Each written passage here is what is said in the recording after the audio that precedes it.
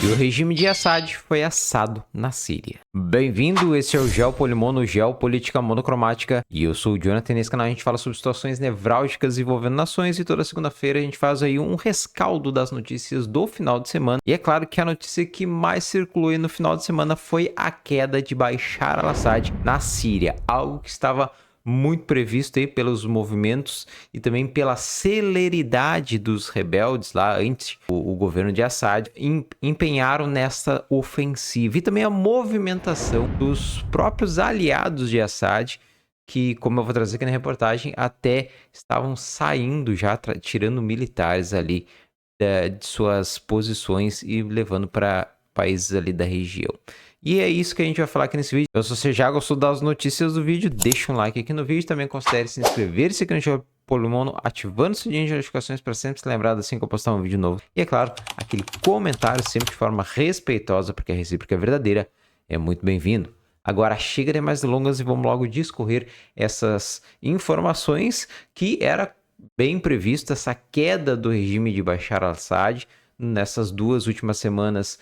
Era o que estava se articulando, até pelo jeito como os seus próprios aliados, que era a Rússia e que era o Irã, estavam se comportando, e também neste grande ímpeto desses rebeldes, principalmente o HTS, que teve uma velocidade impressionante aí nas suas ofensivas, é claro que com certeza com apoio externo, isso sem dúvida alguma. Com queda de Assad, os jatos israelenses destroem seus arsenais mortais antes que eles caiam nas mãos dos rebeldes. É bem assim que funciona a geopolítica mesmo. Por baixo dos panos é óbvio que Israel provavelmente estaria dando um apoio de alguma forma para esses rebeldes, mas é claro, agora que os rebeldes conquistaram, sabendo que tem alguns integrantes deste HTS que tem uma vertente mais radical e também, por consequência, não são nada muito favoráveis a Israel, eles, na verdade, simplesmente aproveitaram o momento desse apoio para conseguir vencer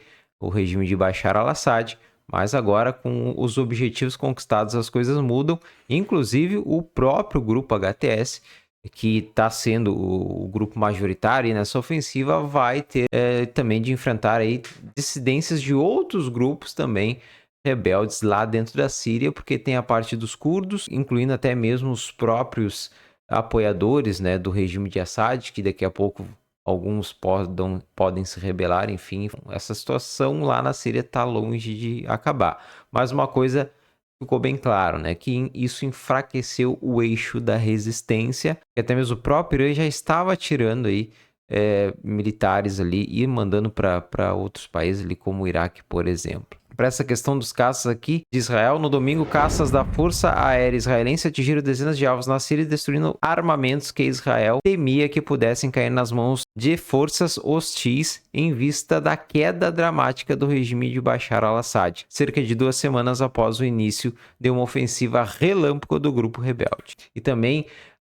existe uma zona, um buffer ali que criaram, uma zona tampão entre a Síria e Israel, e as IDFs já tomaram conta também desta região. Também no domingo, as forças de defesa de Israel tomaram o controle de uma zona tampão entre a fronteira entre Israel e a Síria nas colinas de Golã, no que descreveram como a medida defensiva temporária. Então também aí Israel se precavendo, tomando controle ali desta zona tampão. E para onde é que foi o Bashar al-Assad com toda essa movimentação aí? Para que fim que levou o Assad nessa história? Bom, fontes do Kremlin diz que ele está lá na Rússia. De acordo com uma fonte no Kremlin, Assad e sua família chegaram a Moscou. Sendo guiada por considerações humanitárias, a Rússia concedeu asilo a eles. E também tem uma outra curiosidade em relação a isso, que parece que a Rússia está negociando com autoridades rebeldes, lá os líderes rebeldes, para que as suas bases lá na Síria não sejam prejudicadas aí com essa ofensiva avassaladora que derrubou o regime do Bashar al-Assad.